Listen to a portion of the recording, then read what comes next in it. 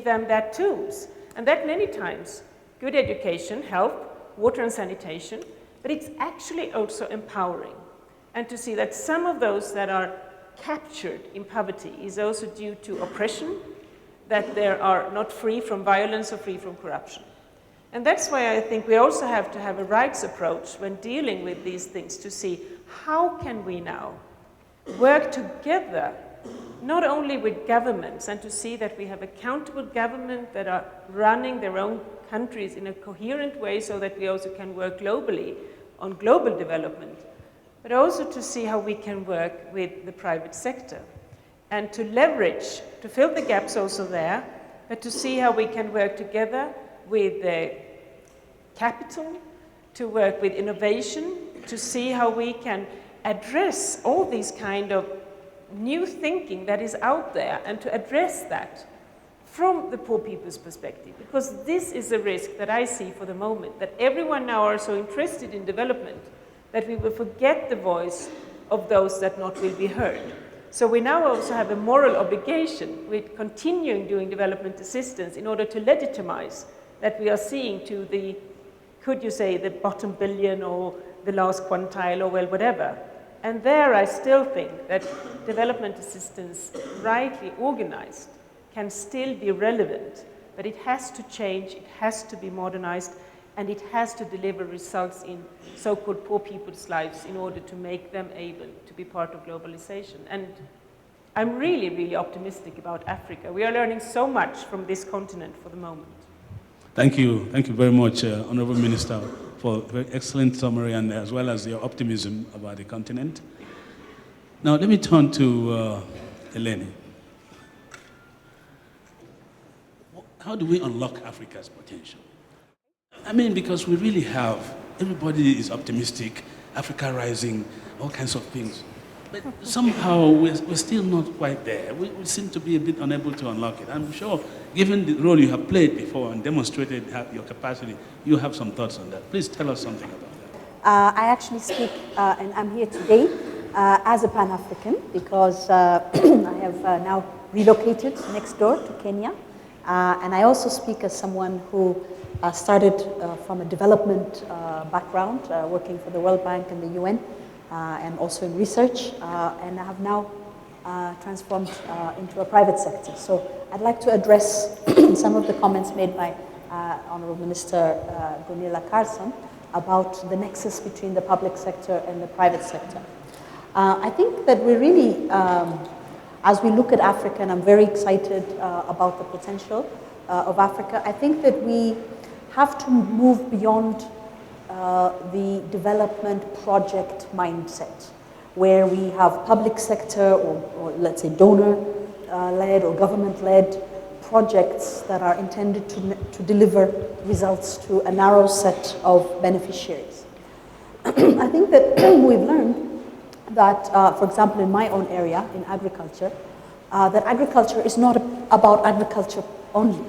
It's about finance, it's about industry, it's about telecommunications, it's about education, and so on. And so instead, I think what we must look at as we look at the new African paradigm, so to speak, is the transformational initiatives that we can promote that have very big transformational impacts that spark and excite the imagination, that engage a broad segment of the population, and that leverage the power of innovation and capital by the private sector with an enabling role of the public sector. I think that we've moved over the last 30 years, if I could go even further back, to the era where governments did everything, to the thinking of structural adjustment where governments were to do nothing. And now I think we're in a very exciting and creative period where both governments and public and private sector will forge this African development and growth together. So because of that, I think, if I may refer very quickly to the ECX experience, I think the Ethiopian Commodity Exchange, for a very relatively small amount of let's say, development money, delivered, I think, a transformational impact in that millions of people have been engaged and impacted through the Ethiopia Commodity Exchange. When we first set out to create a world-class exchange, obviously there was very strong political and support and policy will, but there was also a dynamism that came from within the private sector itself to engage in the exchange and to participate. And as a result, at the moment we have, for example, the impact on 15 million coffee farmers who, through the information access that they have, the real-time market information, that they are able to now capture from 38% of the final export price of coffee to 65% of the export price. Now that in itself has knock-on effects for storage, for logistics, and so on, that really can keep on transforming the society. So I think that I could go on about the various pieces within the exchange that can give us this example of transformation or a transformational initiative. But I think that the other part that we have to look at is the how. And I think that as we look at Africa, 60% of Africa's population is below the age of 25. And not only are they young, but they're also impatient. They're not aspiring to join government and be part of the civil service. They are entrepreneurs. They want to set up businesses. They want to be innovative and ingenious. And they're mobile savvy. They're on Facebook. So this is the population that the new Africa is going to leverage off of. So when we talk about agriculture projects or infrastructure projects, we can't be thinking about some passive population out there that is going to benefit from these interventions. What I think we need to think about is how to excite and encourage the innovation explosion that is inside of this young population, many of you here at the university. And I think that this energy, and I'm glad that somebody is here from iHub, because iHub, as Jessica I'm sure will tell us, is precisely one of those enabling types of incubators of ideas that I think we're going to need to see littered across the continent, of how ideas will spring up. And I remember Nnadozie and I made a visit to China in 2005, and we kept hearing the expression, let 1,000 flowers bloom. And the idea that it's the ingenuity of very small entrepreneurs setting up small businesses and growing those businesses that led to the China story that we see. And I think that's the African potential that we have in our hands. I have joined the entrepreneurs, so I'm hoping to be one of those leading that path. But I'm excited about the youth and particularly the technology-led, very quick, dynamic population that will transform Africa. Thank you very much, Eleni, for again a very, very useful presentation. In particular, I like very much your emphasis on the youth not just being the receivers of policy and everything else, but becoming the drivers of this development we are talking about. And you also mentioned that the youth are impatient and that they are on Facebook, they are on Twitter. Well, let me go to someone who I know is impatient. You're one of the youth, Jessica Colaco. Please, you've heard what Eleni had said. It's almost like a challenge to the youth. What is it that we're not doing right to make sure that we maximize the benefit that the young generation can contribute to the continent? Tell us your own experience about this and what can be done. Thank you. Thank you very much, Dr. Emmanuel, and thank you very much for inviting me to this platform to share my experience from Nairobi, Kenya. I'm a youth, very passionate youth, and how many people in the room are university students? A show of hands. Well, about 60–70%. Africa innovations going global. Ladies and gentlemen, today the youth are here to make Africa's innovation go global. Let me give you a few statistics. How do we as a youth promote to economic growth and job creation in our country? Africa statistics. Statistics have been mentioned here. On average, we're going to grow to 1 billion. 60% of this 1 billion are youth. We have 53 countries in Africa. Ladies and gentlemen, it's about the youth. And I like what Mo Ibrahim, Sudanese-born tycoon, says. In order for us to make Africa rise, it's about good governance. It's about openness. It's about leadership. And it starts with you, it starts with me. We take the words and we turn them into wisdom to make better leaders. Let me give you an example of the iHub. We have about 70 hubs to date and growing over the last 3 years. iHub has been in existence for the last 3 years, and iHub came about in Kenya because for the youth by the Nairobi technology community. There's an interesting quote that Mo Ibrahim read when he was 12 years old that inspired me, and let me read this to you. And it was a quote from Martin Luther King. And he said, "When I was about 12, it had struck me then, I have the audacity to believe that people everywhere can have 3 meals a day for their bodies, education, and culture for their minds. Aid provides this support." But I like what the minister said. She said, aid is a catalytic role to promote sustainability. And for us to be productive as Africans, we need to be sustainable. And we do this through the iHub. So in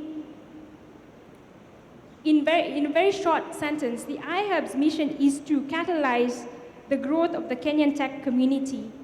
And we do this by connecting people, supporting startups, and surfacing information to the community. It's about connecting academia. It's about connecting the dev community to investors for them to understand each other. And how we do this is through the ethos of openness. And I'm going to highlight 4 main points of openness which we as leaders and young people need to embrace. These are modeled from Dan Tapscott, who is very well known in the world of open innovation. And at the iHub, we embrace this openness. Openness as collaboration. As technology moves forward, the boundaries of organizations are becoming more porous, fluid, and open. Technology is connecting the African continent. We have 9 fiber optic cables around the continent connecting each other. What we need to do is there needs to be intra-country collaboration so we can learn from each other. University of Addis Ababa, youth, are you talking to the university students of University of Nairobi? If you are not, why? Technology is connecting you. Deans, University of Addis Ababa, are you talking to the universities in Kenya? Are there high-level conversations? Why are they not being porous? Why are they not trickling down to the youth? SIDA has gladly supported the University of Addis Ababa for years. And I will tell a story of collaboration and how SIDA has actually supported a community from the iHub, namely Akira Chicks. Minister, you must know of that story. Openness as collaboration. We need more collaboration for economic growth and sustainability in Africa. It starts from us youth and us to become leaders. Openness as transparency.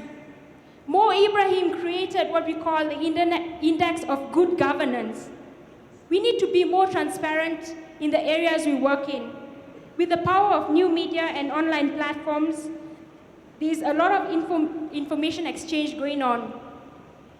If the leaders do not hear the youth, the next Arab Spring may happen in your country and you may not know this. Leaders, be aware. We need more collaboration in academia, in government. Work together. Speak to your young people. Avoid the next Arab Spring. The youth are thirsty for jobs. Give them opportunities, give them platforms to voice their opinions. And I say once again, thank you very much for giving me this platform to speak for the youth in Africa. Openness as sharing. We need to change our models of information exchange. We need to be more open. We need to use open innovation models for information exchange. The research world needs to talk to industry, and the industry needs to talk to the research world. Applied researchers, theoretic researchers, pure researchers, professors, are you talking to the applied researchers who are working in industry? You can work very well together. South Africa has done this very well. Openness as empowerment. Knowledge and intelligence are power, and these become more distributed through the internet and an internet community. We are connected, ladies and gentlemen. And I'd just like to say that in this room, we are in an age of networked intelligence, where each of us can be both a producer of information and access intelligence contained in each one of us around us. Africa is no longer a consumer of technology or information. The aid has been put there in different African countries. Infrastructure has been laid down. There are many opportunities.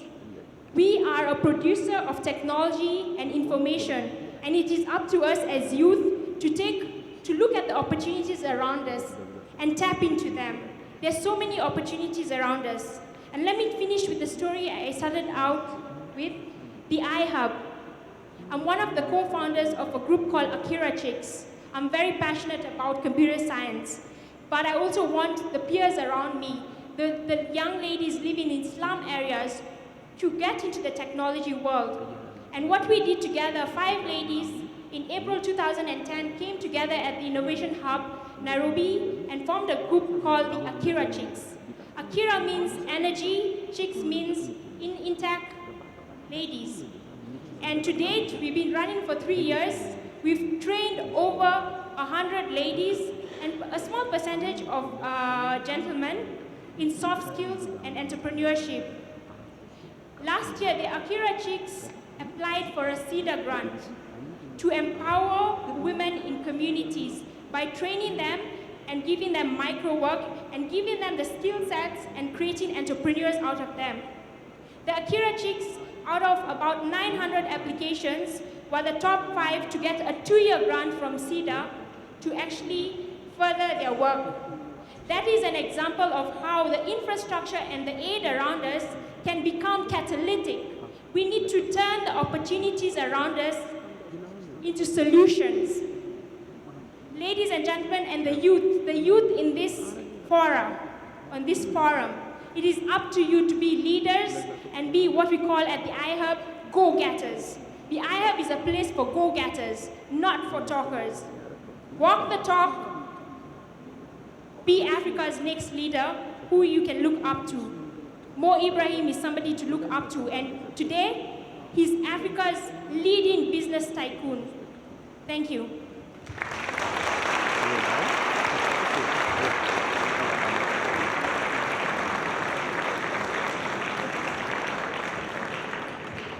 Wow.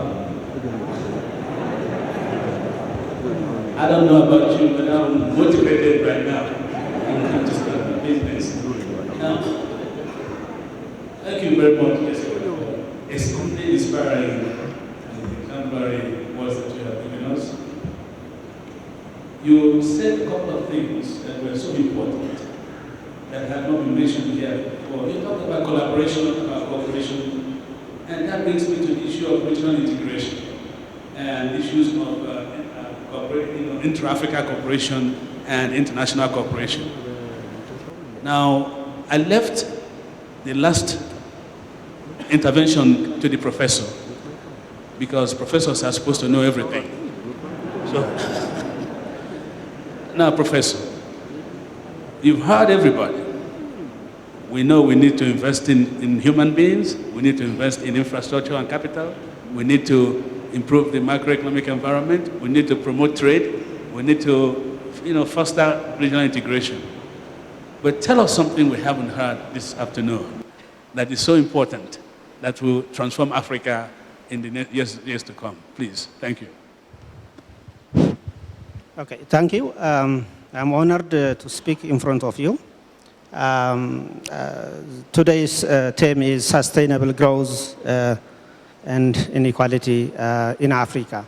So over the last 30, 50 years, a lot of research has been done on Africa. There are countries who have grown 3 times. There are countries who have declined in terms of economic growth. But there is one aspect that is shown in every country is that inequality is not declining. There is growth, but inequality is not declining. So for a growth to sustain, for an equality to decline, then distribution of resource among people, among different social groups must be balanced. If we don't have this balance in resource ownership, in achievement, in development outcome, always the growth cannot be sustained, but we will decline again and come back to zero. So there is key aspect that for an economy to grow, we need economic transformation. We need industrial development.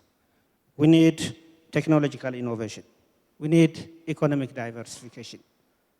And this aspect could not be left for a free market, but government, a state has to play a big role to coordinate the private sector, to coordinate the non-governmental organizations, to work together with international donors, aid organizations. And if they can do, then they can achieve at least the minimum requirement for economic growth. But for economic growth to continue, states and donors have to do much more this one. They have to invest on the poor, they have to invest on children.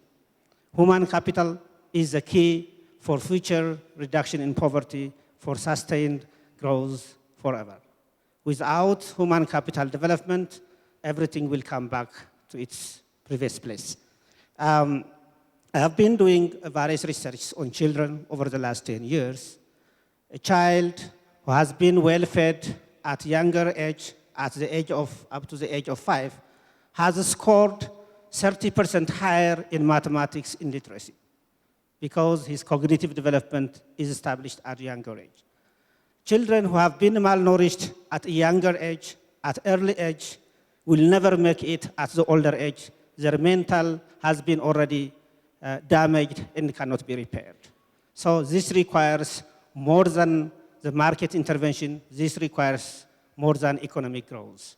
So government, together with donor organization, not only because of the right-based approach, because children have the right to go to education, children have the right to eat, but they are very important for future growth, for future development. So every child, boys and girls from different socioeconomic groups, must be well fed at early age, and has to go to school starting at a proper age. And it is through this development that we can bring sustained growth in the future. We can reduce poverty, we can reduce inequality, and this is the key. This is the key. And this requires a transfer at younger age. It's not only left to economic growth. If we leave everything for economic growth, it's only the rich and the capable who can get income, who can do that, they will be grow in the future. For those poor, for those at a lower strata to catch up and be part of the development process in the future, we have to carry all the necessary costs for the children to eat well, to go to school in time, and to get the basic necessary services so that they can be part of the development in the future, and poverty and inequality will decline forever. Thank you. Thank you very much, Professor. You can see that I was right in having him speak last, because he has more or less given us the chapeau that we're looking for to summarize everything. So I don't need to summarize it anymore. But actually, I think this is the most important part of the panel discussion this afternoon. When we hear from you, the audience, you just speak in the interest of time, and for us to get as many contributions from the audience as possible. If you would just simply say who you are and very quickly limit your question or comment to a very brief one. Thank you so much. Abdul Aziz Muhammad from Environmental Science, PhD student at Addis Ababa University. I'm very delighted to get this chance to be in front of this platform. And in short, my question is, what are the critical problems in the contemporary sustainable growth in Africa, especially, in Ethiopia? What are our challenges and opportunities? And what is the focus of the SIDA and other concerning bodies to have solved those problems? Because as the moment we need growth, in what direction that growth should be successful to be get the sustained in growth in the right direction. Thank you so much. Thank you. If I understand you correctly, you want to know about the challenges of the Millennium Development Goals and how to make growth sustainable, given that what it takes to generate growth is not necessarily what it takes to sustain it, but what it takes to make it inclusive or even environmentally, socially, and economically sustainable. Next question, please. The goal of any nation is to achieve a high level of output and deployment. And these are the macroeconomic objectives, as I am an economist in EU. And just to achieve these goals, the government issues and implements different policy instruments to attain economic development.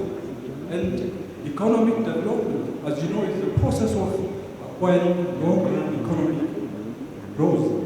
So, in order to achieve all these macroeconomic objectives and to curb income inequality challenges and to curb economic fluctuation challenges, don't you think that we Africans are in an urgent need of magnifying the idea of pragmatism and productivity just for our sustained economic development and to our relative income quality? Thank you very much. Thank you. I'll take one from over here. Thank you. I have two questions. The first one is for the Chief Advisor to our Prime Minister and Dr. Tassew. I'm asking them what they think is the government's role in mending the economic inequality between white minorities and black majority which descended from the past colonial times. For example, in Namibia, where the descendants of German and South African colonialists make up 6% of the population, 90% of the land is owned by them. And in 2005, the average GDP of Africa was $681, while Namibia's was 2,332. And this GDP was 71% of this GDP was offered by 5% of this white minority. And I think this is a major inequality in Africa. And I want to hear their opinions. The second one goes to His Excellency, the Finance Minister of Sweden.